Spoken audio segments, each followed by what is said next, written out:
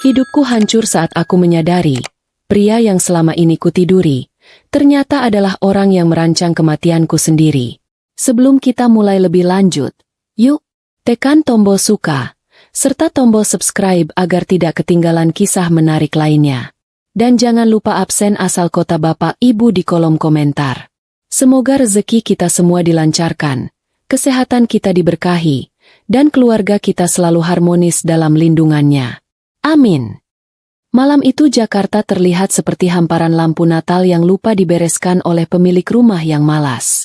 Dari balik dinding kaca di lantai 40 gedung pencakar langit milik keluargaku, pemandangan kota memang selalu tampak memukau, seolah-olah masalah kemacetan dan polusi di bawah sana hanyalah mitos belaka. Namaku Lara, dan orang-orang sering bilang kalau hidupku sempurna karena aku adalah pewaris tunggal perusahaan properti raksasa ini. Padahal kenyataannya, punggungku rasanya mau patah karena duduk seharian di kursi mahal yang katanya ergonomis tapi malah bikin encok, dan mataku perih menatap laporan keuangan yang angkanya lebih rumit daripada memilih menu makan siang. Menjadi bos besar itu terdengar keren di kartu nama, tapi percayalah, rasanya seperti menjadi kapten kapal yang harus memastikan tidak ada tikus yang melubangi lambung kapalmu saat kau sedang tidur. Jam dinding digital di sudut ruangan sudah menunjukkan pukul 10 malam. Waktu di mana orang normal seharusnya sudah bergelung di balik selimut atau maraton menonton drama Korea. Tapi disinilah aku, masih berkutat dengan tumpukan berkas proyek pembangunan apartemen baru yang tenggat waktunya lebih mencekik daripada celana jeans kekecilan. Suasana kantor pusat yang biasanya riuh rendah oleh suara telepon dan langkah kaki karyawan kini sunyi senyap. Hanya terdengar dengungan halus pendingin ruangan yang bekerja terlalu keras. Kadang aku merasa gedung ini seperti monster beton yang menelan kehidupanku pelan-pelan, menyisakan aku sendirian di puncaknya sebagai tawanan yang diberi makan gaji buta, ralat, dividen saham. Kesunyian ini sebenarnya agak menakutkan. Kalau saja aku bukan tipe orang yang lebih takut pada penurunan harga saham daripada hantu penunggu lift. Pintu ruangan kerjaku tiba-tiba terbuka pelan, menampilkan sosok pria yang selalu berhasil membuat detak jantungku berantakan. Bahkan setelah 3 tahun menikah. Itu Adrian, suamiku, yang masuk dengan senyum manis yang bisa melelehkan mentega di kutub utara. Dia berjalan mendekat membawa nampan kecil berisi segelas kopi yang uapnya masih mengepul hangat. Adrian adalah definisi suami idaman versi ibu-ibu arisan. Tampan, perhatian, dan selalu wangi parfum mahal yang harganya bisa buat bayar cicilan motor. Dia menjabat sebagai direktur utama di perusahaanku, sebuah posisi yang kuberikan bukan karena nepotisme. Oke, mungkin sedikit, tapi karena dia memang pandai mengambil hati para pemegang saham yang rewelnya minta ampun. Melihatnya datang membawakan kopi di tengah lembur rasanya seperti melihat malaikat penolong. Bedanya malaikat yang ini pakai setelan jas buatan Italia. Aroma kopi yang dibawa Adrian mulai memenuhi ruangan, mengalahkan bau kertas tua dan pengharum ruangan aroma lavender yang mulai membosankan.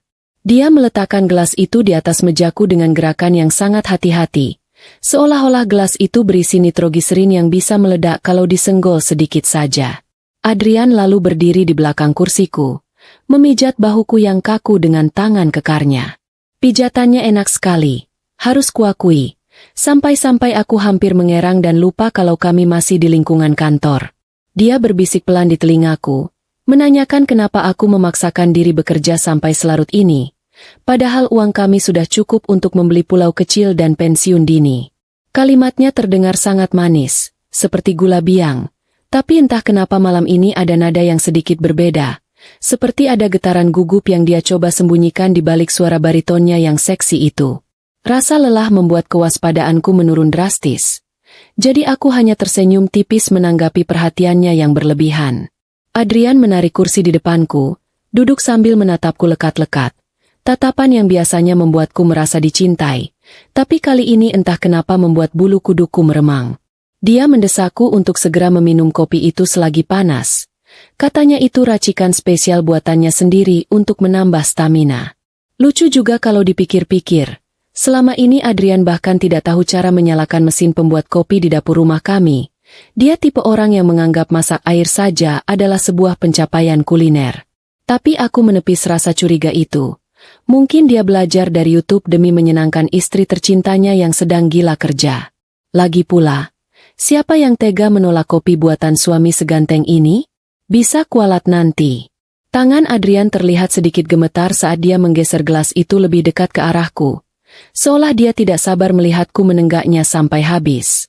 Aku baru saja akan mengangkat gelas itu ketika ponsel Adrian di saku jasnya bergetar hebat, memecah momen romantis yang agak canggung itu. Dia melihat layar ponselnya dengan wajah panik yang ditahan, lalu buru-buru pamit keluar sebentar untuk mengangkat telepon penting dari klien, katanya. Aku mengangguk saja, toh aku juga butuh waktu sebentar untuk merenggangkan otot leher. Begitu pintu tertutup dan Adrian menghilang di balik lorong, aku kembali menatap gelas kopi itu. Baunya memang harum, tapi ada sedikit aroma aneh yang menyengat. Mirip bau almond pahit yang dicampur dengan penghapus papan tulis. Mungkin Adrian salah memasukkan jenis gula, atau mungkin dia tidak sengaja menumpahkan sabun cuci piring ke dalamnya. Namanya juga amatir. Suara langkah kaki berat yang terburu-buru dan sedikit menyeret terdengar mendekat dari arah pintu darurat di pojok ruangan, bukan dari pintu utama yang tadi dilewati Adrian. Jantungku hampir copot karena kaget. Aku sudah bersiap melempar stapler ke arah penyusup itu kalau dia berniat jahat. Ternyata yang muncul adalah Pak Hadi, kepala keamanan gedung yang sudah mengabdi sejak zaman mendiang ayahku masih memimpin perusahaan ini. Pak Hadi ini unik, badannya gempal dengan kumis tebal yang melengkung ke atas seperti stang sepeda ontel, dan seragamnya selalu terlihat sesak di bagian perut karena hobi ngemil gorengan di pos satpam. Tapi jangan salah, meski perutnya maju, matanya tajam seperti elang dan kesetiaannya pada keluargaku tidak perlu diragukan lagi. Dia bahkan pernah menyelamatkan kucingku yang tersangkut di pohon mangga dengan heroik. Wajah Pak Hadi terlihat pucat pasi. Keringat sebesar biji jagung bercucuran di pelipisnya. Dan napasnya tersengal-sengal seperti habis lari maraton dikejar anjing gila. Dia langsung menyergap masuk tanpa mengetuk. Melanggar semua protokol sopan santun yang biasanya dia junjung tinggi. Sebelum aku sempat bertanya ada apa, Pak Hadi sudah melompat, atau lebih tepatnya menggelinding, ke arah mejaku dan menahan tanganku yang sedang memegang gelas kopi. Gerakannya begitu tiba-tiba sampai sedikit kopi itu tumpah mengenai meja kerjaku yang mengkilap. Dia menatapku dengan mata melotot, menggelengkan kepala dengan kuat, memberi isyarat diam dengan menempelkan jari telunjuknya yang besar ke bibir. Situasi ini benar-benar aneh. Seperti adegan film aksi komedi yang salah pemeran. Otakku yang masih lemot karena kurang tidur butuh waktu beberapa detik untuk memproses apa yang sedang terjadi di depan mataku. Pak Hadi, satpam yang biasanya cuma bicara soal cuaca dan hasil pertandingan bola, kini menatapku dengan ketakutan yang nyata. Dia mendekatkan wajahnya ke telingaku. Bau minyak angin dan rokok kretek menguar dari bajunya, lalu berbisik dengan suara gemetar tapi tegas. Dia bilang jangan pernah meminum kopi itu setetes pun, karena dia baru saja melihat lewat kamera pengawas rahasia di dapur umum. Katanya, Adrian tidak membuat kopi itu dengan cinta, melainkan dengan mencampurkan bubuk dari botol kecil yang dia keluarkan dari saku celana dalamnya. Posisi botol itu disembunyikan di tempat yang sangat tidak higienis, dan gerak-gerik Adrian sangat mencurigakan, celingukan seperti maling jemuran sebelum menuangkannya. Hening seketika menyelimuti ruangan. Rasanya waktu berhenti berputar dan hanya menyisakan suara detak jantungku yang mendadak berdegup kencang seperti musik dugem. Aku menatap gelas kopi di tanganku, lalu menatap wajah Pak Hadi untuk mencari tanda-tanda kalau ini cuma lelucon atau prank ulang tahun, meski ulang tahunku masih 5 bulan lagi. Tapi tatapan Pak Hadi serius. Tidak ada binar jenaka di matanya. Rasa dingin perlahan merambat dari ujung kaki ke kepala. Bukan karena pendingin ruangan, tapi karena realita yang menampar kesadaranku. Suamiku, pria yang berjanji sehidup semati di depan penghulu, pria yang selalu memelukku saat tidur, ternyata berniat membuatku mati sungguhan malam ini. Pantas saja dia memijat bahuku tadi. Mungkin dia sedang mencari titik nadi yang tepat untuk memastikan aku benar-benar tewas nanti.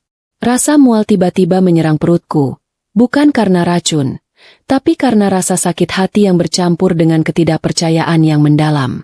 Aku ingin menangis, ingin berteriak memanggil Adrian dan melempar kopi ini ke wajah tampannya itu. Tapi Pak Hadi mencengkeram lenganku erat, menyadarkanku kembali ke situasi genting ini. Dia berbisik lagi, mengingatkan bahwa Adrian pasti akan segera kembali setelah memastikan aku meminum ramuan maut itu. Kalau aku membuat keributan sekarang, Adrian bisa saja nekat melakukan hal lain yang lebih kasar. Mungkin melempar aku dari jendela lantai 40 ini dan bilang kalau aku depresi karena pekerjaan. Kami harus bermain cantik, kata Pak Hadi, seolah dia sudah berpengalaman menghadapi drama rumah tangga berujung kriminal. Padahal pengalaman paling menegangkan dalam hidupnya cuma melerai ibu-ibu berebut diskon di kantin. Kaki Pak Hadi menyenggol tempat sampah di bawah meja, memberi kode agar aku membuang isi kopi itu ke sana tapi tetap memegang gelas kosongnya. Ide yang brilian untuk ukuran orang yang sedang panik. Dengan tangan gemetar yang tidak bisa dikendalikan, aku menuangkan cairan hitam pekat itu ke dalam tempat sampah yang untungnya sudah dilapisi plastik tebal dan berisi tumpukan kertas bekas, jadi suaranya tersamarkan. Kopi itu meresap ke dalam tisu-tisu bekas ingusku yang menumpuk di sana. Pemandangan yang menjijikan tapi menyelamatkan nyawa. Aku meletakkan kembali gelas yang kini sudah kosong dan kotor oleh ampas di atas meja, berusaha mengatur napas agar terlihat normal. Pak Hadi mengacungkan jempolnya, lalu segera bersembunyi di balik lemari arsip besar di sudut ruangan yang gelap. Tubuh gempalnya ajaibnya bisa muat di celah sempit itu. Langkah kaki Adrian terdengar lagi dari lorong. Kali ini lebih santai dan percaya diri. Langkah seorang pria yang yakin sebentar lagi akan menjadi duda kaya raya. Aku memejamkan mata sejenak, memanggil sisa-sisa kemampuan aktingku saat dulu pernah ikut drama sekolah menjadi pohon beringin. Kali ini aku harus memerankan peran terpenting dalam hidupku. Peran sebagai istri bodoh yang baru saja menenggak racun. Pintu terbuka, Adrian masuk sambil memasukkan ponselnya ke saku. Wajahnya dihiasi senyum palsu yang kini terlihat mengerikan di mataku. Dia langsung melirik ke arah gelas kosong di atas meja, dan senyumnya makin lebar. Seolah baru saja menang lotre jackpot miliaran rupiah. Tubuhku mulai bereaksi secara alami terhadap ketakutan.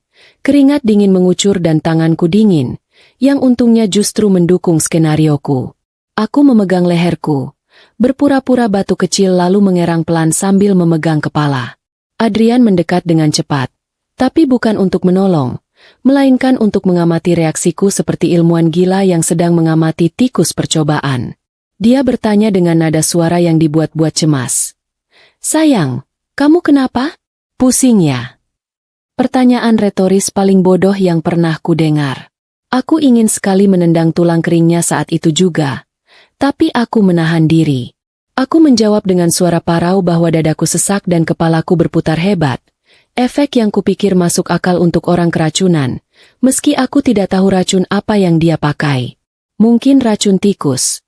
Mengingat betapa rendahnya moral dia saat ini. Adrian memegang bahuku, tapi kali ini cengkeramannya terasa berbeda, lebih dingin dan menuntut. Dia tidak berteriak memanggil bantuan, tidak juga meraih telepon untuk menghubungi ambulans. Dia hanya berdiri di sana, menatapku yang mulai merosot dari kursi ke lantai karpet yang tebal. Dalam hati aku memaki, betapa mahalnya karpet ini dan sayang sekali harus jadi saksi bisu kejahatan suami durhaka. Pandanganku mulai kabur. Ini akting, tentu saja, tapi aku masih bisa melihat seringai tipis di wajah Adrian. Dia bergumam pelan, sangat pelan, tapi telingaku masih bisa menangkapnya dengan jelas di keheningan ruangan itu. Tidur yang nyenyak, Tuan Putri. Besok kerajaan ini jadi milikku. Kalimat klise penjahat sinetron yang ternyata benar-benar diucapkan di dunia nyata. Aku membiarkan tubuhku terkulai lemas di lantai. Mengatur napas agar terlihat semakin lemah dan putus-putus. Rasanya konyol sekali harus pura-pura mati di depan suami sendiri di kantor sendiri pula.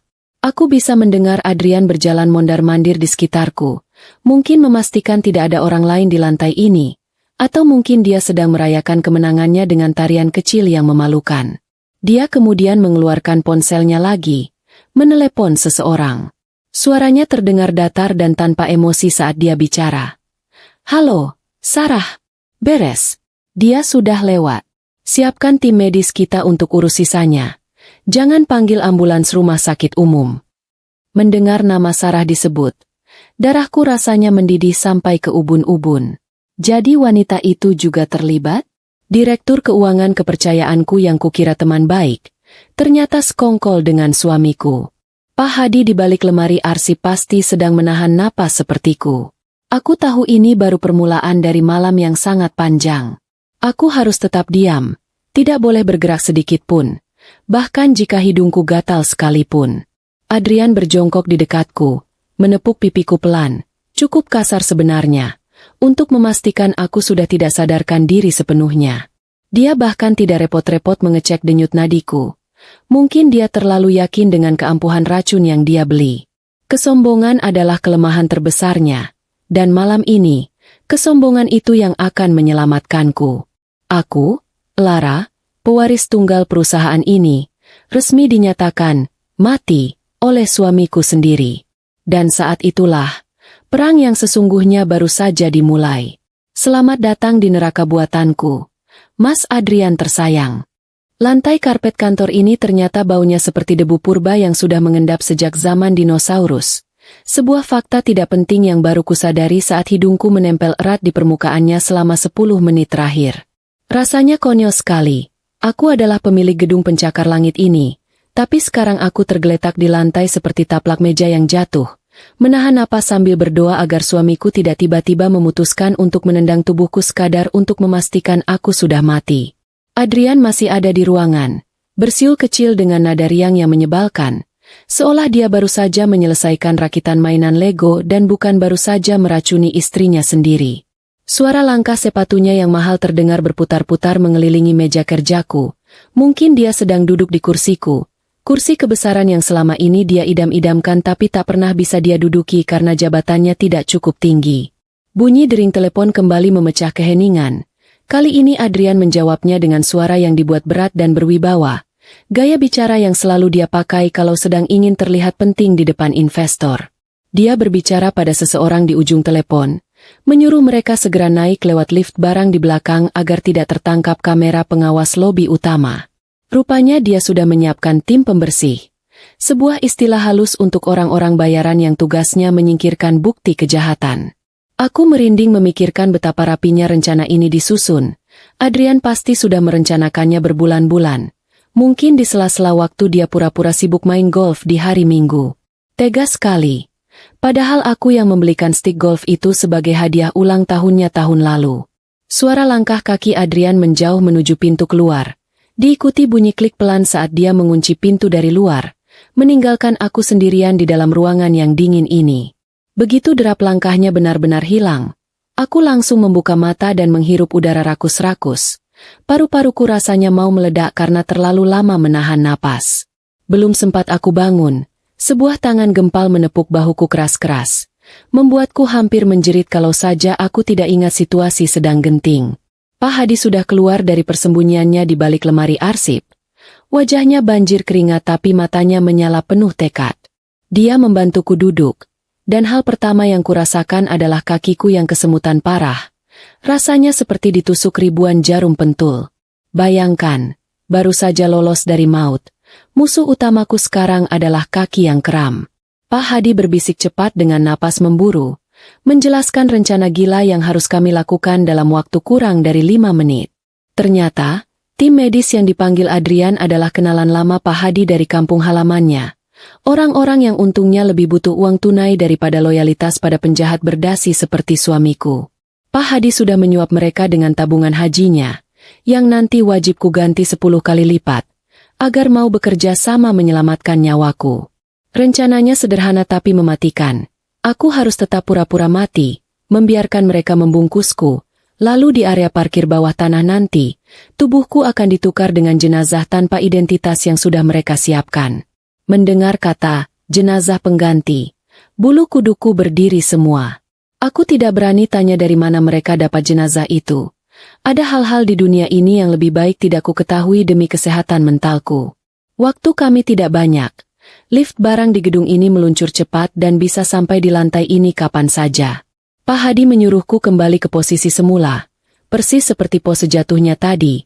Jangan sampai bergeser 1 sentimeter pun karena Adrian pasti ingat posisi terakhirku. Dengan enggan aku kembali mencium karpet bau debu itu, mengatur tangan dan kaki agar terlihat alami layaknya orang pingsan. Pak Hadi kemudian berlari kecil ke arah pintu darurat, membuka kuncinya sedikit agar nanti dia bisa menyelinap keluar membuntuti kami. Baru saja aku selesai mengatur posisi kepala, suara pintu utama terbuka kasar. Adrian kembali, kali ini bersama 2 orang yang langkah kakinya terdengar berat. Mungkin karena membawa peralatan medis atau mungkin karena dosa mereka berat. Aroma alkohol medis dan bau karet yang menyengat langsung tercium begitu orang-orang baru itu masuk mendekat. Aku memejamkan mata rapat-rapat, melemaskan seluruh otot tubuh agar terlihat seperti boneka kain tak bernyawa. Salah satu dari mereka memegang pergelangan tanganku, pura-pura mengecek nadi.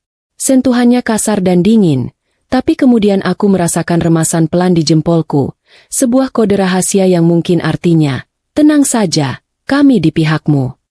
Adrian bertanya dengan nada tidak sabar apakah aku sudah benar-benar mati, dan salah satu petugas itu menjawab dengan suara datar yang meyakinkan. Sudah lewat, Pak. Jantung berhenti total, pupil tidak merespons cahaya. Akting mereka layak dapat piala citra. Adrian terdengar menghela napas lega yang panjang, seolah beban hidupnya baru saja terangkat. Suara resleting dibuka terdengar nyaring dan menakutkan di telingaku. Itu pasti suara kantong jenazah. Rasanya surreal sekali. Aku masih bisa mendengar suara pendingin ruangan dan klakson samar dari jalanan di bawah sana. Tapi sebentar lagi aku akan dibungkus seperti paket kilat. Mereka mengangkat tubuhku dengan gerakan cepat. Memasukkanku ke dalam kantong berbahan tebal yang baunya campuran antara plastik baru dan kamper lemari nenek. Saat resleting ditarik menutup perlahan dari kaki menuju kepala, kegelapan total menyelimutiku. Cahaya lampu kantor yang terang perlahan menyempit menjadi satu garis tipis. Lalu hilang sepenuhnya saat resleting tertutup rapat di atas wajahku. Aku terkurung dalam kegelapan pekat, sendirian dengan detak jantungku sendiri yang terdengar seperti gendang perang. Perjalanan menuju lift barang terasa seperti wahana rumah hantu yang paling tidak menyenangkan sedunia. Tubuhku terguncang-guncang di atas brankar dorong. Setiap kali roda brankar melindas sambungan keramik lantai, kepalaku ikut terguncang. Dari luar kantong, aku bisa mendengar suara Adrian yang sedang menelepon Sarah lagi. Kali ini suaranya terdengar lebih angkuh dan menjijikan. Dia bilang, "Gampang sekali, Sarah." Dia bahkan tidak melawan. Ternyata menyingkirkan pewaris tahta tidak sesulit drama di TV. Mendengar itu, tanganku mengepal kuat di dalam kantong. Ingin rasanya aku merobek kantong ini, melompat keluar seperti vampir, dan mencekik lehernya saat itu juga. Tapi aku harus sabar. Balas dendam terbaik harus disajikan dingin. Dan saat ini aku sedang berlatih menjadi mayat yang sabar. Lift berdenting saat sampai di lantai dasar. Atau mungkin lantai parkir. Aku sudah kehilangan orientasi arah. Udara di sekitarku terasa berubah. Dari dinginnya AC kantor menjadi udara yang lebih lembab dan berbau asap knalpot. Tanda kami sudah sampai di area bongkar muat. Brankar didorong keluar lift dengan kasar. Lalu berhenti mendadak. Aku mendengar suara pintu mobil van digeser terbuka. Adrian berkata pada para petugas itu, "Bereskan secepatnya ke krematorium pribadi yang sudah saya kirim lokasinya. Jangan sampai ada abunya yang tertinggal." Setelah itu terdengar langkah kaki Adrian menjauh. Mungkin menuju mobil mewahnya yang diparkir di area khusus direksi. Dia bahkan tidak mau repot-repot mengantar jenazah istrinya sampai ke tempat pembakaran. Benar-benar suami durhaka tingkat dewa. Begitu suara mesin mobil Adrian terdengar menderu dan menjauh. Resleting kantong jenazah ditarik terbuka dengan cepat. Cahaya lampu neon parkiran yang remang-remang menyilaukan mataku. Wajah Pak Hadi muncul pertama kali. Terlihat cemas tapi lega. Di sampingnya ada dua petugas medis tadi yang kini sudah melepas masker mereka. Wajah mereka tampak tegang. "Cepat, Bu. Kita cuma punya waktu 2 menit sebelum mobil patroli keliling lewat." Desak Pak Hadi sambil membantuku keluar dari kantong pengap itu. Aku melompat turun dari brankar. Kakiku goyah sedikit karena lemas dan pusing akibat kurang oksigen. Di sebelah mobil van hitam itu, ada satu kantong jenazah lain yang sudah tergeletak di lantai semen. Pemandangan selanjutnya membuat perutku mulas. Petugas medis itu membuka kantong jenazah satunya, memperlihatkan sekilas sosok wanita yang postur tubuh dan rambutnya mirip denganku, tapi wajahnya hancur tak bisa dikenali. Itu jenazah korban kecelakaan tanpa identitas yang diceritakan Pak Hadi. Melihat tubuh kaku itu dimasukkan ke dalam kantong yang baru saja kutempati rasanya seperti melihat kematianku sendiri. Ada rasa sedih yang aneh menyelusup di hati. Wanita malang ini akan dibakar menggantikanku, menjadi abu atas nama Lara, sementara Lara yang asli akan menjadi hantu gentayangan. Aku membisikkan doa singkat dan permintaan maaf dalam hati untuk wanita itu.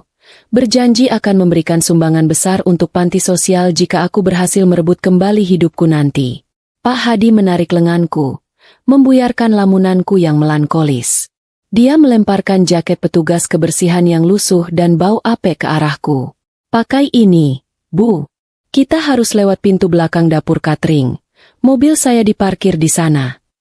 Aku segera menyarungkan jaket kebesaran itu, menutupi blus sutra mahalku yang sekarang sudah kusut masai.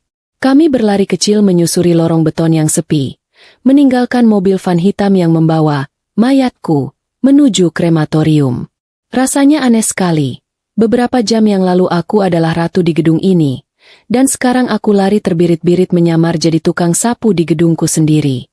Hidup memang roda yang berputar, tapi roda milikku sepertinya baru saja lepas dan menggelinding ke jurang. Kami sampai di sebuah mobil sedan tua milik Pak Hadi yang catnya sudah mengelupas di sana-sini. Kontras sekali dengan jajaran mobil mewah di parkiran VIP. Begitu masuk ke dalam dan duduk di jok yang pernya sudah mati, barulah aku bisa bernapas lega. Pak Hadi menyalakan mesin mobil yang batuk-batuk sebentar sebelum menyala.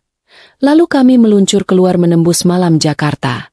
Dari kaca spion, aku menatap gedung Titanium Tower yang menjulang tinggi dengan lampu-lampunya yang megah. Di salah satu lantai teratas sana, Adrian mungkin sedang membuka botol sampanye, merayakan status barunya sebagai duda kaya.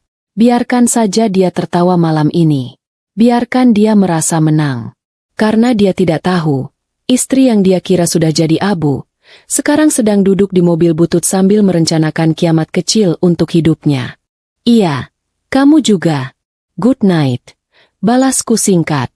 Aku menahan diri untuk tidak menambahkan emotikon cium atau hati. Masih ada sisa-sisa akal sehat yang menahanku. Cukup senyum manis saja. Aku meletakkan ponsel di meja nakas, tepat di samping obat nyamuk elektrik yang menyala remang. Cahaya ponsel mati, dan kamar kembali gelap gulita. Sunyi kembali berkuasa. Aku berbalik menghadap Mas Pras. Wajahnya terlihat damai dalam tidur. Ada rasa bersalah yang tiba-tiba menyelinap masuk, menggigit ulu hatiku. Laki-laki di depanku ini tidak melakukan kesalahan apa-apa. Dia suami yang bertanggung jawab. Dia tidak selingkuh. Dia tidak judi. Dia tidak main perempuan. Kejahatannya cuma satu, dia membosankan. Dan apakah itu cukup menjadi alasan bagiku untuk senyum-senyum sendiri dengan laki-laki lain di tengah malam begini? Aku mengelus lengan Mas Pras pelan. Kulitnya terasa kasar dan kering. Tangan pekerja keras. Tangan yang sudah menopang hidupku dan anak-anak selama 2 dekade. Maafkan aku, Mas, bisikku dalam hati. Aku cuma butuh teman ngobrol. Aku cuma butuh merasa hidup sebentar. Besok pagi aku akan kembali jadi istrimu yang baik. Aku akan buatkan kopi. Aku akan siapkan baju kerjamu. Malam ini saja, biarkan aku jadi sarinya Dito sebentar. Aku mencoba memejamkan mata, tapi bayangan kalimat-kalimat Dito terus menari-nari di kelopak mata. Wajah kamu teduh, bikin kangen. Kalimat itu berputar terus seperti kaset rusak. Ada rasa hangat yang menjalar ke seluruh tubuh. Rasa yang sudah lama sekali tidak aku rasakan. Adrenalin, gairah, harapan. Besok aku harus ke pasar. Biasanya aku cuma pakai daster dan jilbab instan yang sudah kendor karetnya. Tapi malam ini, sebelum tidur, aku membuat satu rencana kecil di kepalaku. Besok aku akan cari lipstik warna merah bata yang sudah lama terselip di laci meja rias. Aku ingin pakai itu. Bukan untuk tukang sayur, bukan untuk Mas Pras, tapi untuk diriku sendiri. Atau mungkin, tanpa sadar, untuk foto profil baru supaya Dito bisa melihatnya. Aku tersenyum lagi di dalam gelap. Ternyata selingkuh hati itu rasanya seperti minum kopi tubruk yang gulanya terlalu banyak. Manis sekali, tapi meninggalkan ampas pahit yang menyangkut di tenggorokan, dan membuat jantung berdebar tidak karuan sampai pagi. Malam itu, untuk pertama kalinya dalam bertahun-tahun, aku tidur dengan perasaan tidak sabar menunggu hari esok. Bukan karena ingin masak atau mencuci, tapi karena aku tahu, ada sebuah jendela rahasia di genggamanku yang siap membawaku terbang kapan saja aku mau. Mobil sedan tua milik Pak Hadi melaju membelah jalanan pinggiran Jakarta yang sepi dan gelap. Suaranya menderu-deru seperti mesin cuci yang kebanyakan muatan. Aku duduk meringkuk di kursi penumpang depan. Masih mengenakan jaket petugas kebersihan yang baunya membuatku rindu pada aroma pewangi pakaian di rumah. Setiap kali mobil ini menghantam lubang jalan, dan percayalah, lubangnya banyak sekali. Tulang ekor rasanya mau protes dan mengajukan pensiun dini. Kami menjauh dari gemerlap lampu kota, menuju daerah yang bahkan di peta digital pun mungkin hanya terlihat sebagai garis abu-abu tak bernama. Rasanya aneh sekali. Beberapa jam yang lalu aku adalah wanita terkaya yang bisa membeli mobil ini 1000 biji tunai. Tapi sekarang aku menumpang di dalamnya sebagai buronan yang numpang lewat di kehidupan sendiri. Pak Hadi menyetir dengan wajah tegang. Matanya terus melirik spion seolah takut ada pasukan khusus yang mengejar kami. Padahal yang mengejar mungkin cuma tukang nasi goreng keliling. Dia membawa kami ke sebuah rumah kecil di ujung gang buntu. Sebuah tempat persembunyian yang katanya milik almarhum ibunya dan sudah lama kosong. Begitu kami sampai, kesan pertama yang kudapat adalah rumah ini sangat membumi. Temboknya mengelupas di sana-sini menampilkan batu bata merah, dan pagar besinya berkarat. Tapi bagiku saat ini, rumah reot ini terlihat lebih aman daripada benteng istana manapun. Kami masuk dengan tergesa-gesa. Pak Hadi langsung mengunci pintu kayu itu dengan 3 gembok sekaligus. Seolah-olah gembok itu bisa menahan nasib buruk yang sedang mengejarku. Di dalam, perabotannya sederhana sekali.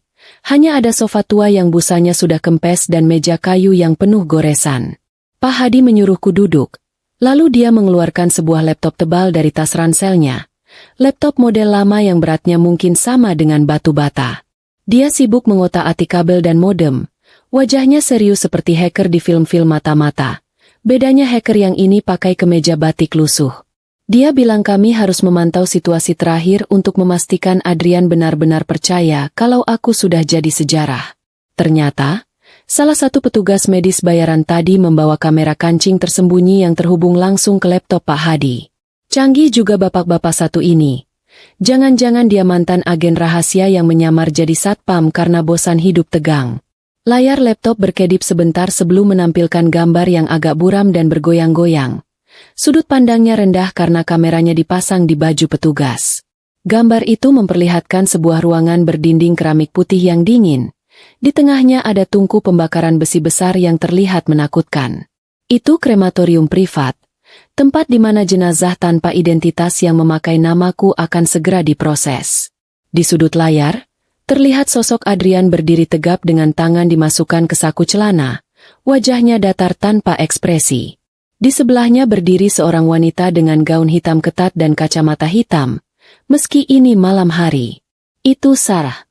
Melihat mereka berdua berdiri berdampingan di sana, menungguku menjadi abu, rasanya seperti ditusuk belati tepat di ulu hati. Audio dari rekaman itu terdengar kresek-kresek. Tapi aku masih bisa mendengar suara Sarah yang cempreng mengeluh. Lama sekali sih prosesnya? Aku ada janji perawatan kuku jam 11 nanti.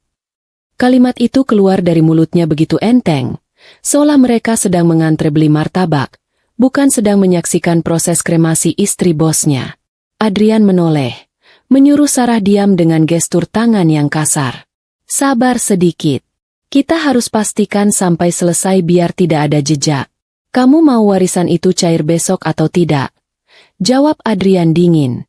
Mendengar percakapan itu, air mata yang sejak tadi kutahan akhirnya tumpah juga. Bukan air mata sedih, tapi air mata marah.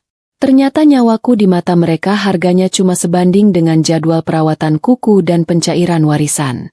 Petugas di dalam layar terlihat mendorong brankar berisi kantong jenazah mendekati mulut tungku yang sudah menganga, memancarkan cahaya oranye dari api yang berkobar di dalamnya. Aku menahan napas. Tanganku mencengkeram pinggiran sofa tua itu sampai kuku jariku memutih. Rasanya surreal sekali, menyaksikan diriku sendiri didorong masuk ke dalam api. Wanita malang di dalam kantong itu, yang identitasnya pun tak ku ketahui, akan pergi menggantikanku. Dalam hati aku berjanji akan mendoakannya setiap hari. Dia adalah pahlawan tanpa nama dalam kisah tragis ini. Saat pintu tungku besi itu ditutup dan suara api menderu terdengar lewat speaker laptop, Adrian terlihat menghembuskan napas panjang, Bahunya turun rileks. Dia tersenyum. Sebuah senyuman kemenangan yang membuat wajah tampannya terlihat seperti iblis. Selamat tinggal, istriku sayang. Terima kasih sudah menjadi batu loncatan yang sempurna. Gumam Adrian yang tertangkap jelas oleh mikrofon kamera. Dia lalu merangkul pinggang Sarah tanpa ragu.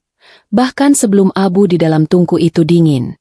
Sarah terkikik pelan, menyandarkan kepalanya di bahu Adrian, merayakan kemerdekaan mereka di atas kematianku. Adegan mesra di depan tungku kremasi itu benar-benar puncak dari segala kejijikan. Aku merasa mual, ingin muntah melihat betapa cepatnya mereka melupakanku. 3 tahun pernikahan, semua kenangan manis, liburan ke luar negeri, makan malam romantis, ternyata semuanya palsu. Bagi Adrian, aku hanyalah celengan berjalan yang harus dipecahkan saat isinya sudah penuh. Pak Hadi yang duduk di sebelahku hanya diam. Dia tidak berani menatapku. Mungkin dia tahu tidak ada kata-kata penghiburan yang pas untuk situasi seburuk ini. Dia menutup layar laptop perlahan setelah Adrian dan Sarah pergi meninggalkan ruangan itu dengan langkah ringan. Layar menjadi hitam, memantulkan wajahku yang sembab dan berantakan. Di sana, di pantulan layar mati itu, aku melihat Lara yang lama. Lara yang naif, yang percaya cinta itu indah, yang selalu mengalah demi keharmonisan rumah tangga. Dan malam ini, di rumah tua yang berdebu ini, aku memutuskan untuk membunuh Lara yang itu. Biarkan dia ikut terbakar bersama jenazah di krematorium tadi. Aku berdiri, mengusap air mata di pipi dengan kasar menggunakan lengan jaket petugas kebersihan. Rasa sedih itu perlahan menguap, digantikan oleh hawa dingin yang menjalar di dadaku. Pak Hadi menatapku dengan cemas. Bertanya apakah aku butuh air minum atau obat penenang. Aku menggeleng pelan. Aku tidak butuh obat penenang. Aku butuh rencana. Aku menatap Pak Hadi lurus-lurus dan berkata dengan suara yang mengejutkan diriku sendiri karena terdengar begitu tenang dan datar. Pak Hadi, besok pagi kita tidak akan menangis. Besok pagi, kita akan mulai menggali kuburan untuk karir mereka. Pelan-pelan, 1 sendok demi 1 sendok. Pak Hadi tersenyum tipis. Senyum bangga seorang bapak melihat anaknya bangkit setelah jatuh dari sepeda. Dia mengangguk mantap. Siap, Bu Lara. Saya tahu semua letak kamera dan celah keamanan di gedung itu. Kita akan buat mereka menyesal sudah lahir. Malam itu, di atas kasur busa tipis yang baunya apek, aku tidak bisa tidur. Mataku menatap langit-langit kamar yang penuh sarang laba-laba. Merangkai skenario di kepalaku. Adrian mengira dia sudah menang. Dia mengira dia adalah raja baru di Titanium Tower. Tapi dia lupa satu hal. Gedung itu dibangun oleh ayahku. Sistemnya dibuat olehku. Dan kuncinya masih ada di tanganku. Dia mungkin punya tahtanya sekarang. Tapi aku yang memegang kendali atas gravitasi yang akan menjatuhkannya. Tunggu saja, Mas Adrian. Hantu masa lalumu akan segera datang mengetuk pintu. Aku mendongak. Kaget. Ponsel di pangkuanku hampir jatuh.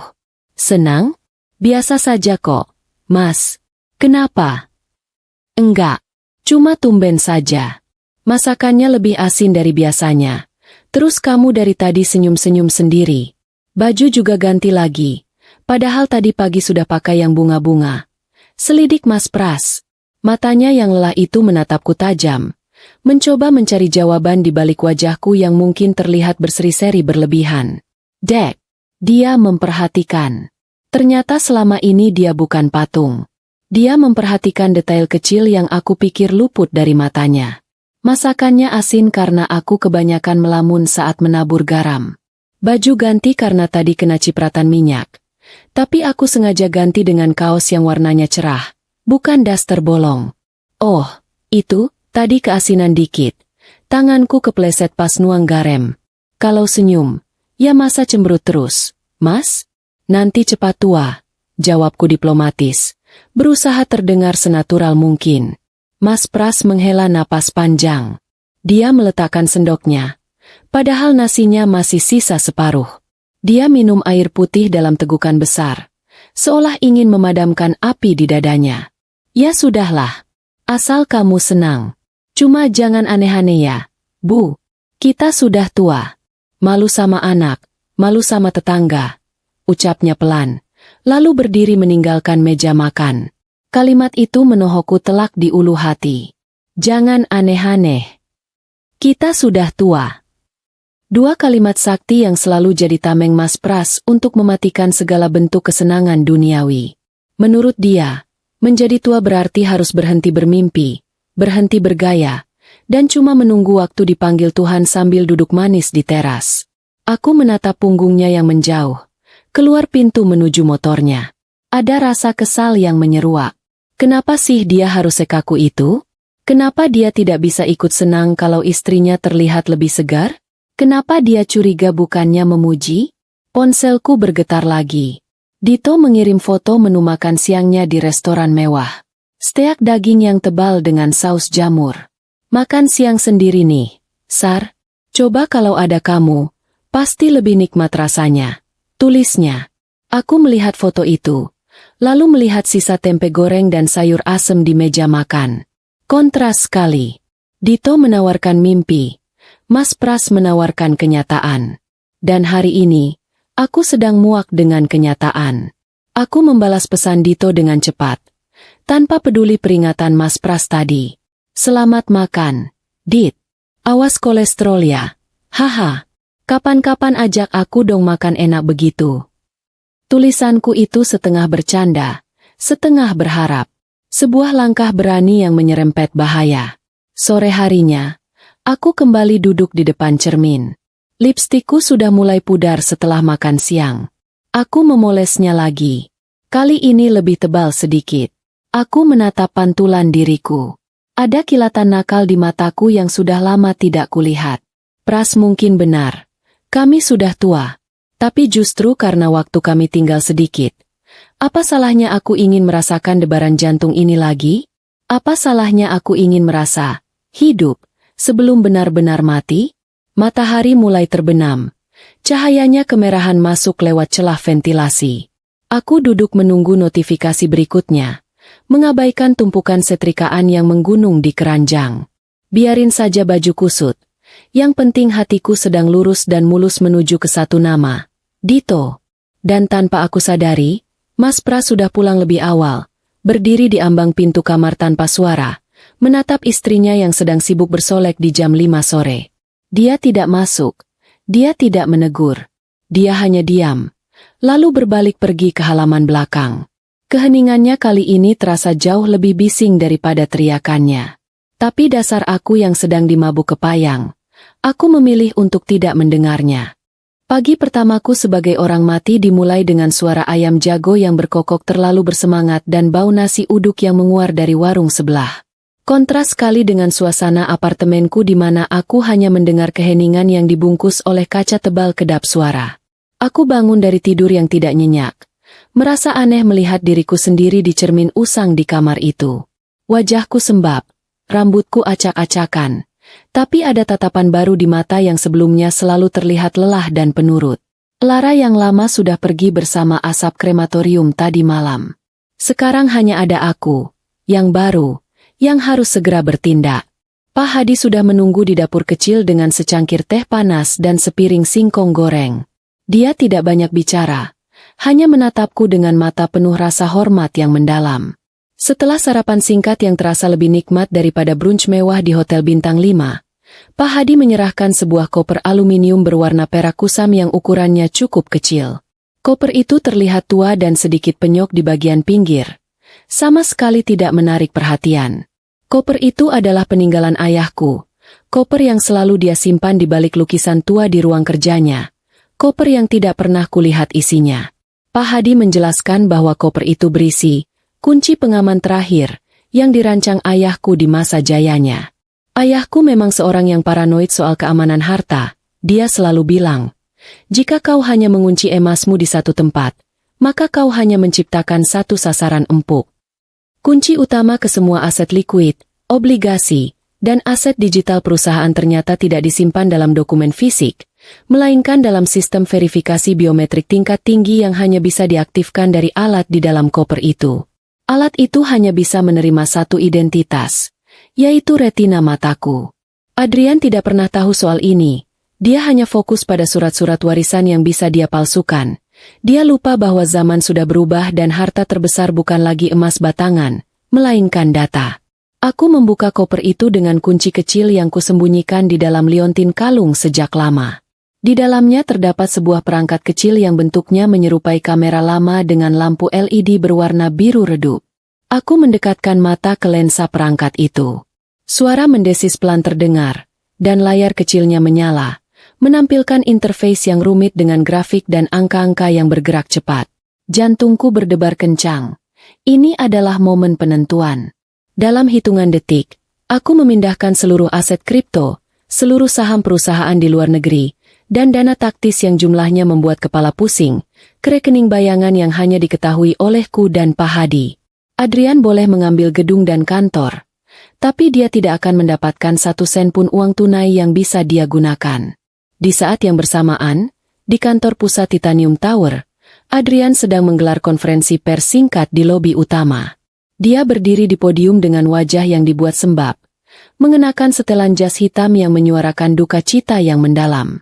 Di sampingnya berdiri Sarah, yang gaun hitamnya terlalu ketat dan terlihat lebih cocok untuk pesta daripada acara berduka. Adrian berakting dengan sangat baik, suaranya bergetar saat mengumumkan kepergian tragis istrinya karena serangan jantung mendadak, penyakit yang tiba-tiba muncul tanpa gejala, katanya.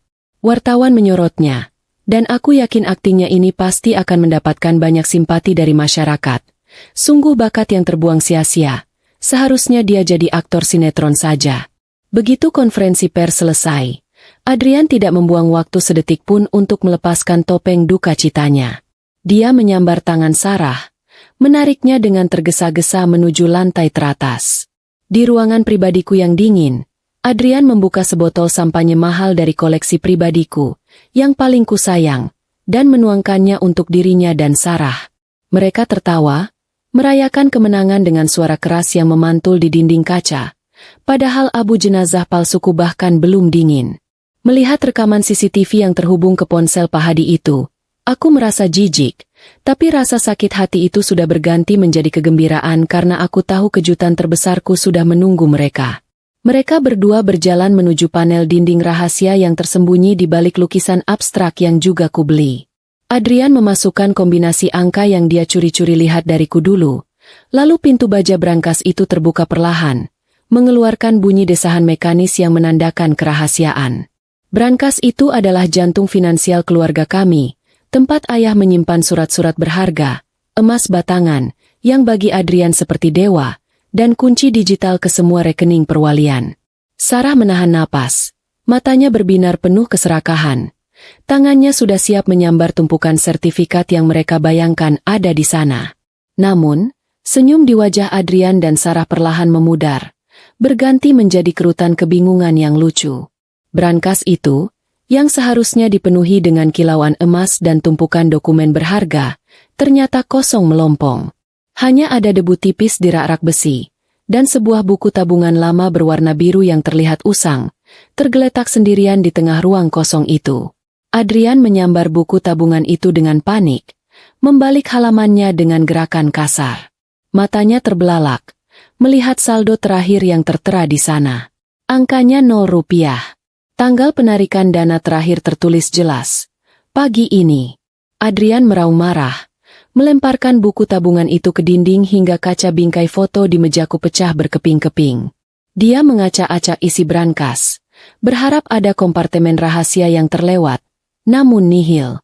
Di bagian paling dasar brankas yang dingin itu, jari-jarinya menyentuh selembar kertas kecil yang ditempel dengan selotip. Tulisan tangannya rapi, tulisan tanganku. Itu adalah pesan terakhir dari almarhumah, istrinya. Adrian membaca pesan itu dengan mata melotot.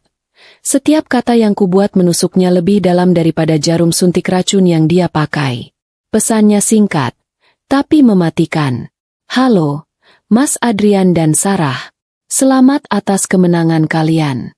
Semoga kalian menikmati rumah kosong yang biaya perawatannya selangit ini. Warisan itu tidak pernah berupa uang tunai atau emas. Warisan itu adalah kunci.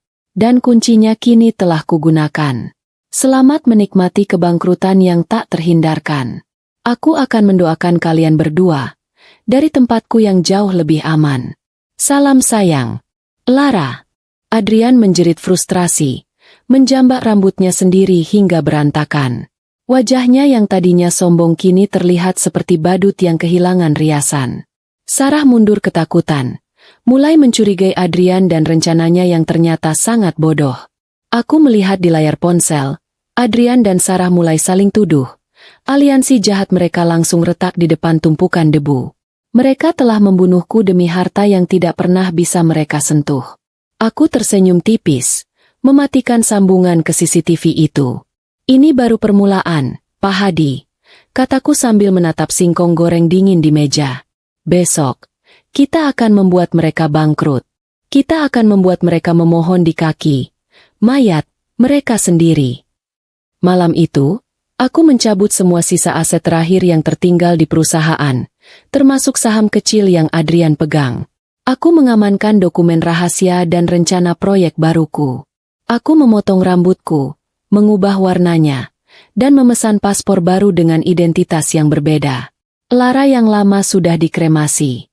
Kini, lahir sosok yang jauh lebih berbahaya. Seorang investor misterius yang akan segera kembali untuk mengklaim tahta yang seharusnya menjadi miliknya. 3 bulan setelah Adrian menemukan brankas kosong, kekosongan itu mulai merayapi seluruh hidupnya dan perusahaan. Gaya hidup mewah yang selama ini Adrian dan Sarah nikmati, ternyata hanya disokong oleh dana warisanku yang mereka kira akan cair tanpa masalah. Tiba-tiba saja, kartu kredit Adrian mulai menolak tagihan kopi mahal dan cicilan mobil sportnya, yang tentu saja itu semua adalah ulahku dari balik layar. Sarah, yang terbiasa hidup foya-foya, mulai berteriak histeris setiap kali notifikasi di ponselnya menunjukkan saldo rekening yang menyedihkan. Aliansi jahat mereka, yang dibangun di atas keserakahan, kini mulai retak dan hancur karena masalah paling mendasar dalam hidup, uang yang habis. Sementara itu, perusahaan yang dibangun ayahku, Titanium Corp, mulai limbung.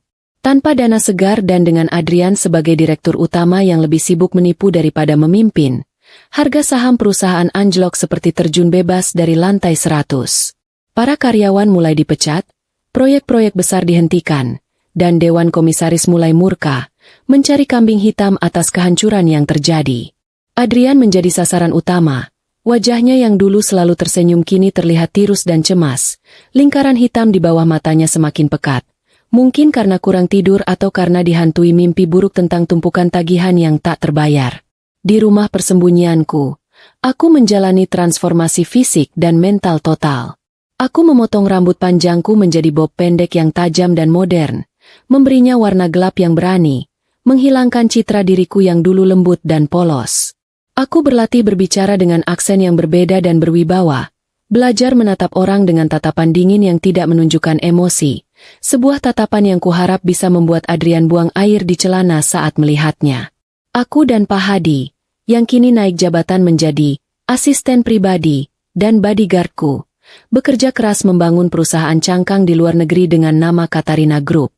Pak Hadi, dengan perutnya yang semakin membesar, harus belajar memakai setelan jas yang pas di badan dan menanggalkan kaos dalam bolongnya, sebuah pengorbanan yang membuatnya sering mengeluh masuk angin. Pagi itu, suasana di ruang rapat Dewan Komisaris Titanium Tower sangat mencekam. Adrian duduk di ujung meja mahoni, wajahnya penuh keringat dingin, menghadapi rentetan pertanyaan tajam dari para pemegang saham yang kehilangan miliaran rupiah. Sarah, yang duduk di sebelahnya, mencoba membela dengan data keuangan palsu yang dibuatnya, tapi argumennya lemah dan hanya menambah kekesalan para investor. Pertengkaran meletus, kursi-kursi diangkat, dan suasana ricuh itu terasa seperti kandang singa yang belum diberi makan selama seminggu. Adrian benar-benar terpojok. Dia sudah kehabisan kata-kata. Dia tahu, tanpa keajaiban, karirnya akan tamat sebentar lagi. Tepat saat ketegangan mencapai puncaknya, pintu ruang rapat terbuka perlahan. Suasana yang tadinya ricuh langsung hening seketika. Semua mata tertuju pada sosok yang baru masuk. Aku, dalam wujud Miss Katarina, melangkah masuk dengan setelan blazer rancangan desainer ternama berwarna merah marun yang menyala dan jilbab sutra yang dibentuk modern, memancarkan aura kekuasaan yang tak terbantahkan. Kacamata hitam besar yang kukenakan menutupi sebagian besar wajahku, membuat ekspresiku mustahil untuk dibaca. Langkah kakiku yang tegas di atas lantai marmer itu seolah menjadi irama musik yang mengintimidasi para direktur yang terdiam kaku di kursinya. Adrian menatapku dengan mata terbelalak, bukan karena mengenali, tapi karena kagum. Dia tidak melihat Lara, istri sederhananya yang selalu memakai daster di rumah. Yang dia lihat hanyalah wanita kaya raya, berkelas, dan berkarisma yang datang seperti malaikat penolong dari langit. Dia buru-buru berdiri, merapikan jasnya yang kusut, mencoba menampilkan senyum terbaiknya, senyum yang biasanya berhasil memikat wanita. Aku berjalan perlahan mengelilingi meja, berhenti sejenak di belakang kursinya, dan aku bisa mencium aroma sampahnya yang masih melekat di pakaiannya. Adrian mengulurkan tangan untuk menyambutku, tapi aku hanya melirik tangannya dengan tatapan meremehkan, lalu berjalan melewatinya menuju kursi utama di ujung meja. Penolakan halus itu membuat wajah Adrian memerah karena malu, sementara Sarah menahan tawa sinis di sebelahnya. Aku memulai presentasiku. Suaraku, yang sudah kulatih agar terdengar lebih berat dan berwibawa, berbicara tentang visi bisnis yang tajam, mengkritik manajemen perusahaan yang bobrok, terutama departemen yang dipimpin Adrian, dan memaparkan rencana restrukturisasi yang kejam namun logis. Setiap kalimat yang kukeluarkan adalah serangan telak ke arah Adrian dan Sarah, tapi Adrian tidak menyadarinya. Dia terlalu sibuk mengagumi ketegasanku dan memimpikan uangku. Aku tahu persis celah dan kesalahan yang mereka buat, karena akulah yang memasang semua jebakan itu sejak awal. Di akhir presentasi, aku melemparkan umpan utamaku. Aku akan menyuntikkan dana sebesar 100 miliar tunai ke perusahaan hari ini juga. Sebuah angka yang membuat para komisaris yang tadinya marah kini terlihat seperti anak anjing yang patuh. Namun, ada satu syarat mutlak yang kutuliskan dalam kontrak setebal buku telepon. Aku menatap lurus ke arah Adrian, melepas kacamata hitamku perlahan, membiarkan mata yang sudah kurias dengan smoky eye tajam itu menembus jiwanya. Aku membutuhkan orang dalam yang bisa kupercaya sepenuhnya untuk mengawasi operasional ini 24 jam sehari. Ucapku dengan nada dingin yang menusuk. Aku ingin Direktur Adrian menjadi asisten pribadiku selama masa transisi ini. Dia harus siap sedia kapanpun kubutuhkan, siang atau malam, untuk memastikan uangku tidak hilang. Tawaran itu terdengar seperti perbudakan terselubung, tapi di telinga Adrian yang sudah putus asa, itu adalah suara surga yang membawa pelunasan utang dan gaji besar. Keangkuhannya membuatnya yakin bahwa ia bisa menaklukkan hati wanita kaya ini seiring berjalannya waktu. Tanpa berpikir panjang, Adrian langsung menyetujui tawaran itu dengan antusias. Aku bersedia, Miss Katarina. Aku akan melakukan apapun demi perusahaan ini. Jawabnya mantap. Aku menahan gejolak tawa di dada. Adrian, direktur utama yang dulu ingin membunuhku, kini resmi menjadi kacung berjas mahalku. Selamat datang di neraka, Mas Adrian. Permainan yang sesungguhnya baru saja dimulai. Hari-hari Adrian berubah drastis dari seorang pemimpin yang dihormati menjadi pesuruh berjas mahal dalam semalam. Pagi-pagi buta, dia harus sudah berada di lantai teratas, bukan untuk merencanakan strategi bisnis, melainkan untuk membawakan koran pagi dan memastikan kopi yang kuminum memiliki suhu yang tepat. Siksaan pertama yang kurancang bukanlah kerugian finansial, melainkan kerugian harga diri, sesuatu yang bagi pria seangku Adrian harganya jauh lebih mahal daripada saham perusahaanku. Aku memberinya instruksi yang sangat spesifik, mulai dari jenis biji kopi yang harus digiling hingga sendok pengaduk yang harus bersih dari noda lipstik. Padahal aku bahkan tidak pernah pakai lipstik. Ritual paling menyebalkan adalah tes suhu kopi 60 derajat Celcius. Jika suhunya meleset sedikit saja, entah terlalu panas atau terlalu dingin, aku akan menuang kopi itu ke wastafel marmer di depannya tanpa berkata apa-apa. Aku akan menatapnya dengan pandangan dingin, lalu berkata pelan, "Tolong ulangi, Direktur Adrian. Kualitas adalah segalanya, bahkan untuk minuman." Adrian akan kembali ke dapur dengan wajah merah padam karena malu, memegang gelas kosong itu seperti piala yang baru saja dia pecahkan. Aku tahu dia ingin berteriak dan memukul dinding, tapi dia menahannya demi gajinya yang kulipat gandakan dan iming-iming dana investasi yang kusebar samar-samar. Dia haus uang, dan rasa hausnya itu adalah rantai yang kuat. Di ruang rapat Dewan Komisaris, Adrian tidak diperbolehkan duduk di kursi besarnya lagi. Dia harus berdiri di belakang kursiku selama berjam-jam, siap sedia mencatat setiap kata yang kukeluarkan, atau mengambilkan air mineral saat aku batuk kecil. Para direktur dan manajer yang dulunya menyanjungnya kini menatapnya dengan campuran rasa kasihan dan cemooh yang jelas sekali terlihat di mata mereka. Aku bisa melihat betapa telinganya memerah menahan malu saat aku memintanya mengurutkan dokumen berdasarkan abjad warna sampul. Padahal itu adalah tugas yang bahkan tidak akan dilakukan oleh seorang pekerja magang pun. Setiap desahan atau bisikan tawa yang Adrian dengar dari koleganya adalah balasan atas semua kesombongannya selama ini. Siksaan ego ini semakin diperparah dengan tugas-tugas remeh yang harus dia lakukan di luar gedung. Aku pernah menyuruhnya berkeliling mencari jenis bunga tertentu yang hanya tumbuh di kebun khusus, dan dia harus mencatat jumlah kelopaknya. Di lain waktu, aku memintanya membelikan camilan ringan kesukaan Pak Hadi di pasar tradisional yang jalannya becek dan panas. Padahal Adrian biasanya hanya mau menginjak karpet mewah atau lantai marmer.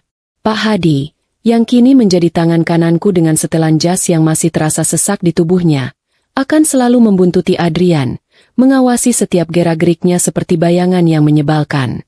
Pemandangan direktur utama yang gagah pergi ke pasar becek dengan mobil sport dan dibuntuti oleh mantan kepala keamanan yang kini pakai jas butut. Sungguh pemandangan yang tak ternilai harganya. Di tengah semua kelelahan fisik dan mental itu, aku mulai menanamkan benih paranoia di otaknya. Suatu sore, saat Adrian sedang duduk sendirian di ruangannya yang kini terasa sempit, interkom di mejanya menyala sendiri. Tidak ada suara, hanya ada melodi yang terdengar samar-samar. Itu adalah lagu pernikahan kami, lagu yang kami putar di pesta anniversary terakhir kami. Adrian langsung melompat dari kursinya, wajahnya pucat pasi, menekan tombol interkom berulang kali untuk mematikannya. Tapi lagu itu terus berputar selama 30 detik penuh, seolah-olah hantu dari masa lalunya sedang berbisik kepadanya. Ketika dia berlari keluar ruangan untuk mencari tahu siapa yang iseng, semua orang di lorong bersumpah tidak mendengar apa-apa. Adrian kembali masuk dengan napas terengah-engah. Dia mencoba meyakinkan dirinya sendiri bahwa itu hanyalah halusinasi akibat kurang tidur. Dia mengambil dompetnya dari saku jas, tapi sebuah benda kecil jatuh dan menggelinding di lantai. Itu adalah pulpen perak yang selalu kupakai. Pulpen yang kupakai menandatangani surat-surat penting perusahaan. Adrian ingat betul pulpen itu sudah lama dia buang ke tempat sampah sejak hari aku meninggal. Dia memungut pulpen itu dengan tangan gemetar. Matanya menatap tajam ke sekeliling ruangan, mencari kamera tersembunyi atau mungkin makhluk halus yang mengganggunya. Aku, dari layar pengawas di ruangan pribadiku, hanya tersenyum dingin. Itu baru permulaan, Mas Adrian. Kebiasaan Adrian yang selalu mencoba merayuku juga tidak luput dari siksaanku. Dia sering mencoba menyentuh tanganku, memuji parfumku, atau menawarkan diri untuk mengantar pulang, berharap bisa menaklukkan Miss Katarina yang dingin ini dan mendapatkan kekuasaannya kembali. Setiap kali dia mencoba mendekat, aku akan menatapnya seolah dia adalah serangga yang menjijikan, lalu memberikan tugas baru yang mustahil. Aku menghargai ketulusanmu, Direktur Adrian, kataku suatu kali. Tapi aku lebih menghargai kalau kau bisa mendapatkan data rahasia dari kompetitor kita di Singapura sebelum malam tiba. Setelah itu baru kita bicarakan hal-hal pribadi. Tentu saja, itu adalah tugas ilegal dan mustahil, membuatnya harus pontang-panting tanpa hasil. Sementara Adrian tenggelam dalam penderitaan dan paranoid, hubungannya dengan Sarah juga mulai retak parah. Sarah, yang melihat Adrian kini hanyalah seorang kacung rendahan, mulai kehilangan rasa hormat. Dia sering mengeluh dan mencaci maki Adrian karena tidak becus mendapatkan uang Miss Katarina. Adrian balik menuduh Sarah, mengatakan bahwa semua masalah ini bermula dari kebodohan mereka saat membuka brankas kosong, dan Sarahlah yang terlalu serakah. Aliansi jahat yang mereka jalin atas nama cinta terlarang dan harta, kini berubah menjadi hubungan yang penuh kebencian dan saling curiga. Namun, di tengah semua kehinaan ini, Adrian tetap bertahan. Matanya masih memancarkan api keserakahan yang tak pernah padam. Dia percaya bahwa penderitaan ini hanyalah ujian sementara yang harus dia lewati untuk mendapatkan hadiah utama, menikahi Miss Katarina dan menguasai seluruh asetnya. Dia tidak sadar bahwa setiap detik dia melayaniku dia semakin dalam menggali lubang untuk kuburannya sendiri. Aku mengawasinya dari balik meja kerjaku yang mewah, menikmati setiap tetes kehinaan yang dia rasakan. Adrian mengira dia sedang mendekati kekayaan, padahal dia sedang mendekati tali gantungan yang sudah kurajut dengan sangat hati-hati. Balas dendamku baru mencapai puncaknya. Kondisi mental Adrian telah merosot tajam hingga ke titik nadir. Dia kini hidup dalam kabut paranoid yang tebal, mencurigai setiap bayangan dan suara di sekitarnya. Dia datang ke kantor dengan mata cekung karena kurang tidur, sering terlihat berbicara sendiri, bahkan pernah kulihat dia membalik tong sampah di ruangannya, seolah-olah dia sedang mencari harta karun di antara bungkus makanan sisa. Para karyawan yang dulu menghormatinya kini menatapnya dengan pandangan kasihan bercampur ejekan. Bisik-bisik soal gangguan jiwa direktur utama itu sudah menjadi rahasia umum di gedung Titanium Tower. Kehancuran harga dirinya sudah selesai. Sekarang waktunya aku menghancurkan kewarasannya. Pagi itu, aku memimpin rapat besar di aula pertemuan, membahas rencana pengembangan properti baru. Adrian berdiri di belakang kursiku. Tubuhnya terlihat kaku seperti patung lilin yang mau meleleh. Tiba-tiba, saat presentasi berjalan lancar, sistem pengeras suara di seluruh aula mengalami gangguan statis. Bunyi kresek-kresek yang keras menyakiti telinga semua orang, dan sebelum teknisi sempat mematikannya, sebuah rekaman suara terdengar jelas, diperkuat oleh sound system canggih di ruangan itu. Itu adalah suaranya, suara Adrian, yang dingin dan tenang, berkata, "Racun ini bekerja seperti serangan jantung. Warisan si bodoh itu akan cair besok." Keheningan yang mencekam langsung menyelimuti aula itu. Ratusan mata yang tadinya melihat ke layar kini menoleh ke arah sumber suara. Semua orang terlihat bingung, mengira itu adalah kesalahan teknis yang aneh. Suara itu hanya terdengar selama 3 detik sebelum teknisi buru-buru mematikannya. Adrian berdiri kaku di belakangku. Wajahnya pucat pasi seperti mayat yang sudah seminggu di dalam kulkas. Dia sangat tahu, bahwa itu adalah suara aslinya yang kurekam malam itu. Dia mencoba berteriak menyangkal, tapi suaranya tercekat di tenggorokan. Ketika salah seorang direktur bertanya padaku ada apa, aku hanya menjawab dengan tenang bahwa itu hanyalah malfungsi sistem audio yang aneh. Lalu aku melanjutkan presentasiku seolah-olah tidak terjadi apa-apa. Adrian tidak bisa tenang. Dia mulai berhalusinasi, mendengar suaranya sendiri bergema di toilet, di lift, bahkan di dalam earphone-nya saat dia sedang rapat. Ketakutannya semakin menjadi-jadi ketika sore harinya, saat dia sedang mencari obat penenang di laci mejanya. Jari-jarinya menyentuh sebuah benda kecil dan dingin. Itu adalah botol kaca kecil tanpa label. Botol yang sama persis yang dia gunakan untuk menyuntikkan racun ke dalam kopi di kantorku malam itu. Botol itu seharusnya sudah dia buang jauh-jauh ke tempat pembuangan limbah berbahaya di luar kota. Namun, botol itu kini ada di laci mejanya, bersih, mengkilap, dan seolah baru diletakkan di sana. Melihat botol itu, kewarasan Adrian benar-benar runtuh. Hanya ada 2 orang yang tahu persis bentuk botol itu dan apa yang terjadi malam itu, dirinya dan Sarah.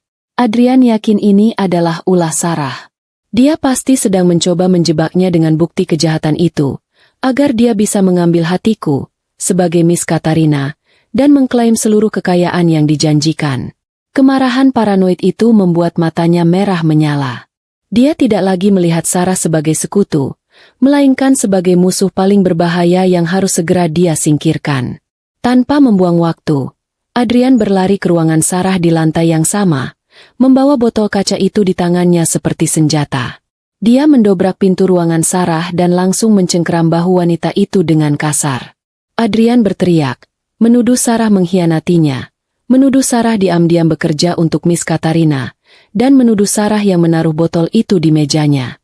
Sarah, yang sedang sibuk menyusun data keuangan palsu, tentu saja terkejut dan melawan.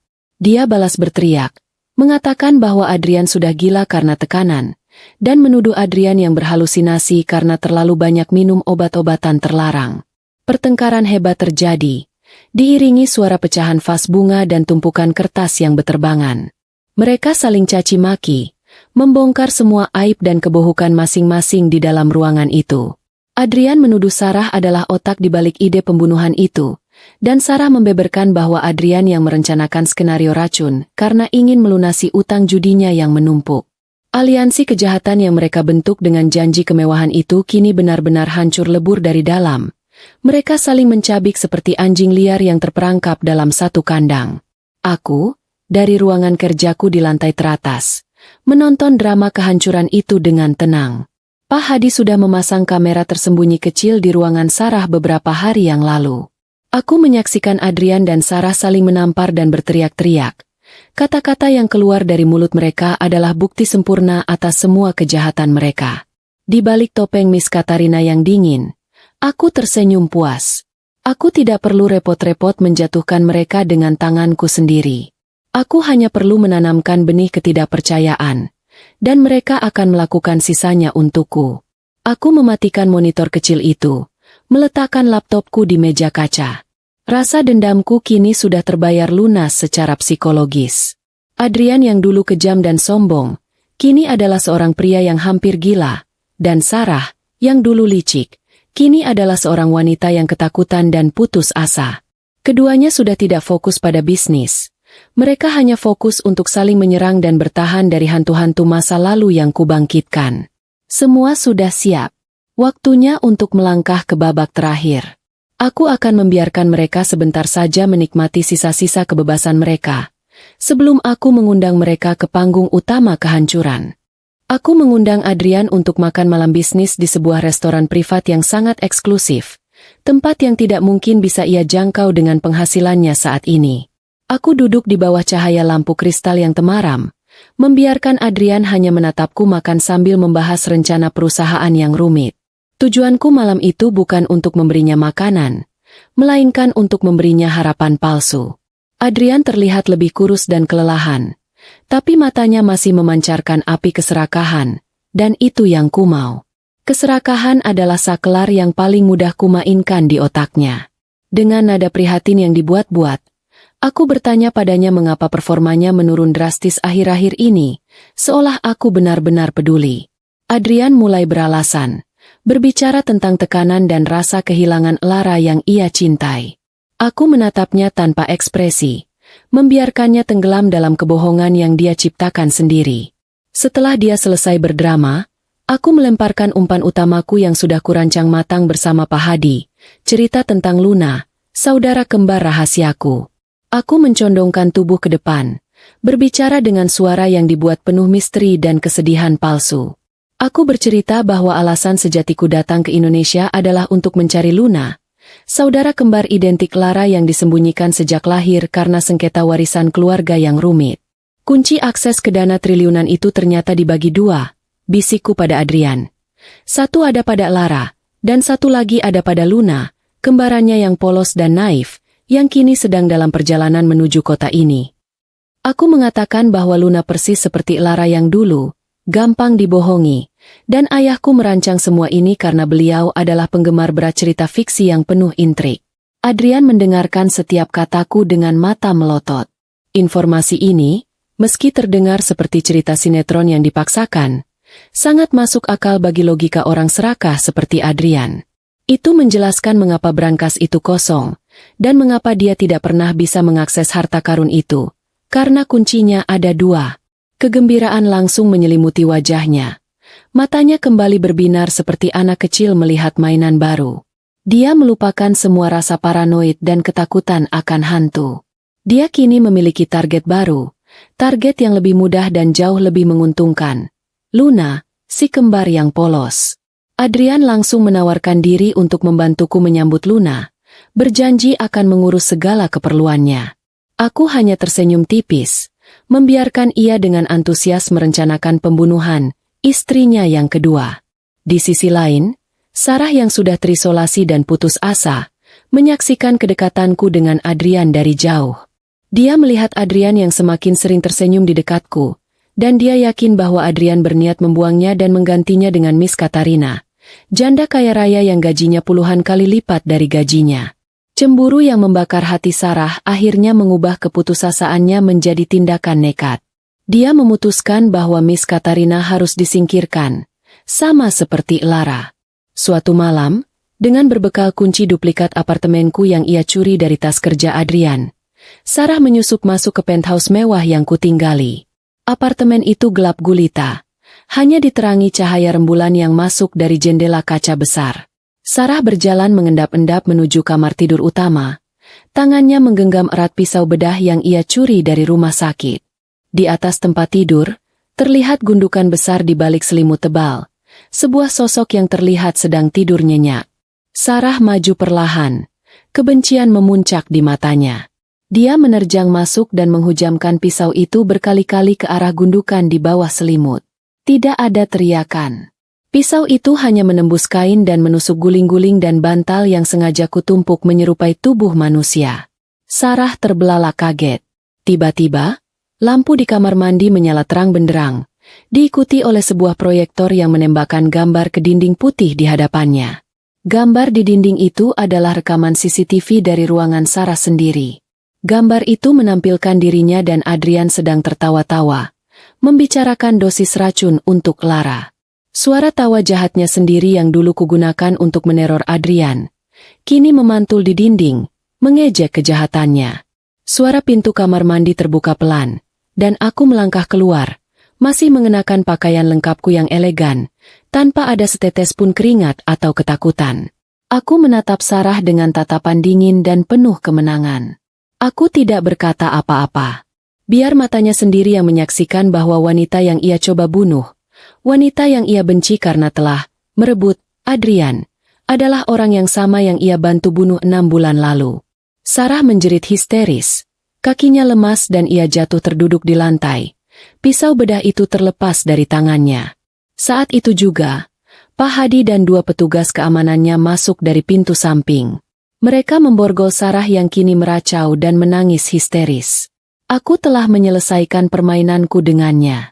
Malam itu, Sarah diasingkan ke suatu tempat rahasia. Di bawah pengawasan ketat Pak Hadi, dipaksa menatap layar monitor yang terus memutar rekaman kejahatannya sendiri. Sementara itu, Adrian tertidur nyenyak di rumahnya, bermimpi tentang Luna, si kembar polos yang akan dia tipu dan bunuh. Dia tidak tahu bahwa sekutunya sudah hilang, dan dia kini sendirian, berjalan lurus menuju panggung di mana aku sudah menyiapkan pertunjukan terakhir yang paling memalukan. Malam puncak perayaan investasi baru Titanium Corp diselenggarakan di ballroom termewah ibu kota, tempat yang biasanya hanya kudatangi untuk acara amal bersama mendiang ayah. Ruangan itu disulap menjadi lautan kemewahan. Lampu gantung kristal raksasa membiaskan cahaya keemasan, memantul pada gaun-gaun malam para tamu terhormat dan setelan jas mahal. Aku, sebagai Miss Katarina, berdiri di tengah ruangan bak seorang ratu yang memegang kendali atas segala panggung drama ini. Di sampingku, Adrian berdiri dengan dagu terangkat tinggi, senyumnya tak pernah lepas dari wajahnya. Yakin betul malam ini adalah malam penobatannya sebagai raja baru. Adrian merasa dialah pemenang sejati. Dia sama sekali tidak peduli pada Sarah yang menghilang secara misterius sejak kemarin.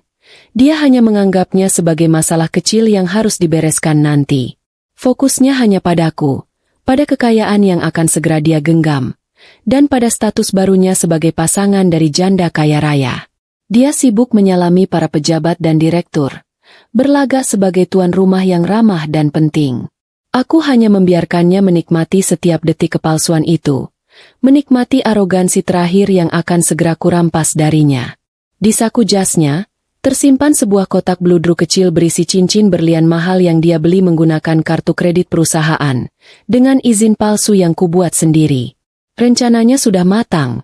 Dia akan melamarku di depan ratusan tamu penting, memanfaatkan tekanan publik agar aku tidak bisa menolak. Adrian percaya, dengan menggabungkan kekuasaanku dan wajah tampannya, dia akan menjadi pasangan paling berpengaruh di Indonesia. Dia lupa, pernikahan pertamanya saja berujung pada pembunuhan berencana. Tibalah waktunya untuk pidato utama. Aku naik ke atas panggung dengan langkah tenang. Sorot lampu menyorotku sepenuhnya. Setelah mengucapkan terima kasih basa-basi atas sambutan hangat, aku memanggil Adrian untuk naik ke panggung. Wajah Adrian berseri-seri, mengira aku akan memuji kerja kerasnya. Begitu dia berdiri di sampingku, dia mengambil mikrofon dari tanganku dan suasana ruangan mendadak hening. Semua mata tertuju padanya saat Adrian berlutut satu kaki di hadapanku. Adrian mengeluarkan kotak cincin itu, membukanya, dan mengucapkan kata-kata manis yang sudah dia latih. Kata-kata tentang takdir, tentang cinta, dan tentang membangun kerajaan bersama. Miss Katarina, katanya dengan suara yang dibuat penuh emosi. Maukah Anda menemani sisa hidupku, dan menjadi ratu sejati di sisi raja? Ratusan tamu menahan napas, menunggu jawaban. Di mata mereka, ini adalah kisah cinta dongeng. Di mataku, ini adalah komedi gelap. Aku tidak langsung menjawab. Aku mengambil mikrofon kembali, dan menatap Adrian yang masih berlutut dengan senyum memohon. Terima kasih, Direktur Adrian. Ucapku dengan suara tenang yang menggema ke seluruh ruangan. Lamaran ini sangat menyentuh. Tapi sebelum ku jawab, ada satu hal kecil yang harus kita saksikan bersama. Sebagai kejutan dariku, aku memberi isyarat kepada teknisi. Layar LED raksasa di belakang panggung, yang seharusnya menampilkan logo perusahaan, tiba-tiba menyala. Gambar di layar itu hitam putih, sedikit buram, namun sangat jelas memperlihatkan sudut ruang kantorku. Tertulis tanggal dan jam, beberapa bulan yang lalu, malam saat aku meninggal. Senyum di wajah Adrian perlahan menghilang, digantikan oleh kerutan bingung. Di layar, terlihat Adrian masuk ruangan, mengeluarkan botol kecil dari saku jasnya, dan menyuntikkan cairan ke gelas kopi. Suara Adrian yang dingin dan kejam memenuhi ballroom melalui sound system canggih. Beres. Racun ini bekerja seperti serangan jantung. Warisan si bodoh itu akan cair besok. Keheningan di dalam ruangan itu begitu mencekam hingga suara detak jantung pun mungkin akan terdengar. Ratusan tamu terpaku. Sendok dan garpu mereka terhenti di udara. Mereka menatap layar dengan mulut ternganga, menatap Adrian, lalu menatapku. Adrian di atas panggung membeku. Darahnya seolah berhenti mengalir. Dia mundur selangkah, menggelengkan kepala dengan panik. Matanya liar mencari celah untuk lari. Dunia sempurna yang dia yakini miliknya, runtuh dalam hitungan detik. Dia mencoba meraih mikrofon untuk berteriak. Tapi tangannya gemetar hebat. Adrian berbalik ke arahku. Matanya memohon. Itu palsu. Rekayasa. Aku dijebak. Teriaknya tanpa mikrofon. Suaranya serak. Dia meraih tanganku, memohon agar aku, Miss Katarina, membelanya. Aku menepis tangan kotornya dengan kasar. Perlahan, aku mengangkat tanganku ke wajahku, memegang bingkai kacamata hitam yang selama ini menjadi tamengku. Dengan gerakan yang disengaja dan sangat lambat, aku melepaskan kacamata itu, membiarkannya jatuh ke lantai panggung. Lalu aku mengambil tisu basah dari saku jasku, dan dengan kasar menghapus riasan tebal di sekitar mata dan pipiku. Garis-garis tegas makeup Miss Katarina menghilang, menampilkan wajah yang lebih lembut, wajah yang dia lihat setiap malam selama 3 tahun. Aku menatap lurus ke dalam matanya yang terbelalak, tatapan penuh kemarahan dan kemenangan. Apa kau tidak mengenali istrimu sendiri, Mas Adrian? Tanyaku. Suaraku kembali ke suara Lara yang asli. Suara yang sama yang dia dengar saat dia menyuntikkan racun malam itu. Adrian mundur terhuyung-huyung, kakinya lemas, dan dia jatuh terduduk di lantai panggung yang keras. Mulutnya membuka dan menutup tanpa suara. Rasa horor yang merayapi punggungnya jauh lebih menakutkan daripada kematian itu sendiri. Di saat yang bersamaan, pintu utama ballroom terbuka, dan cahaya biru merah dari sirene polisi masuk bersamaan dengan langkah tegap sepasukan petugas berseragam. Aku hanya berdiri tegak, menyaksikan kehancuran yang telah kuluncurkan. Balas dendamku sudah selesai. Adrian terseret menjauh dari panggung pesta gala yang kini telah menjadi tempat kejadian perkara. Wajahnya masih pucat pasi dalam kondisi syok yang luar biasa. Dia meronta dari pegangan polisi, menoleh ke arahku dengan mata memohon, memanggil namaku lirih, mencoba mencari sisa-sisa belas kasihan di wajahku yang dulu selalu lembut. Aku hanya berdiri tegak, membuang muka. Di sampingku, Pak Hadi berdiri dengan sigap. Dia memberikan isyarat kepada petugas lain yang siap membawa Sarah dari lokasi rahasia untuk diserahkan ke kepolisian. Aku menutup buku masa lalu dengan tegas. Tidak ada lagi Lara yang akan menangisi pengkhianatan.